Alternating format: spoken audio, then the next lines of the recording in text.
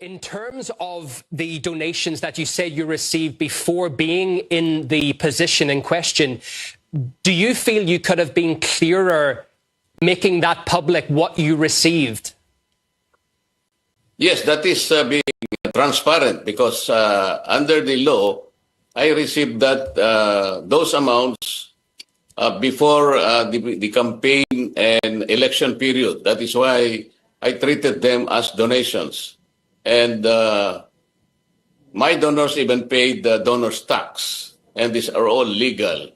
And these were all reported.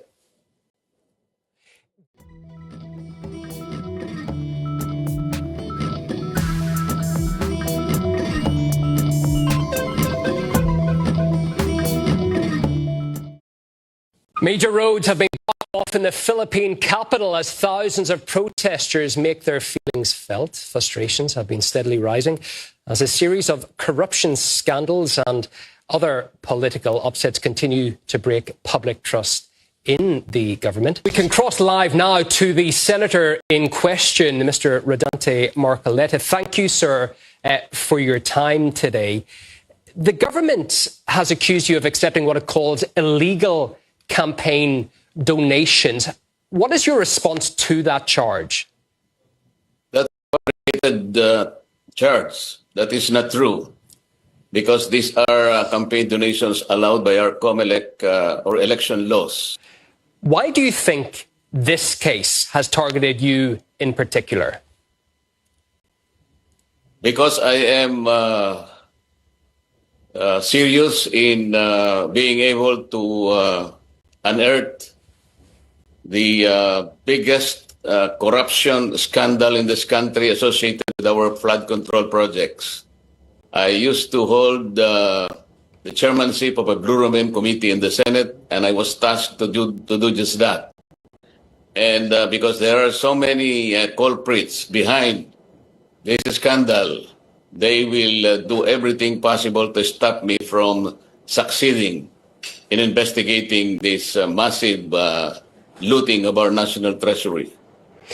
And it appears even people who aren't necessarily supporters of yours are pointing out that. They're saying, why is an official who is trying to discover corruption and graft in the country, why is he himself suddenly being targeted? Precisely. That is the point that we are trying to address. As I have told you, this is a fabricated charge. It is not even within the meaning and parameters of our plunder law. Our plunder law is about amassing ill-gotten wealth. It's a serious crime. It is not about, getting election financial supports from friends. This is not contemplated in our plunder law. That is why I am quite sure that this particular charge, if they will pursue it, will be junked by the court in due time. Can I ask you, do you feel as if in any way you could have been clearer with those donations, that maybe that would have cleared up the dispute before it happened? I did not get the question right. In terms of the donations that you said you received before being in the position in question, do you feel you could have been clearer making that public what you received? Yes, that is being transparent because under the law, I received those amounts before the campaign and election period. That is why I treated them as donations. And my donors even paid the donors tax. And these are all legal. And these were all reported. The impeachment trial of Vice President Sara Duterte is set to begin in less than a week's time. Do you feel that these charges, the timing is related to that? It is. Because by being able to arrest me, the ombudsman made a promise about 2 weeks ago that he is going to file a case with the court. And because plunder is non-bailable, it will be surely served within this week, and I will be arrested, and therefore will be unable to participate in the impeachment trial, which will start on July. We're seeing right now Manila with roads blocked and people coming out in a strong show of support for you and the charges against you in opposition to that.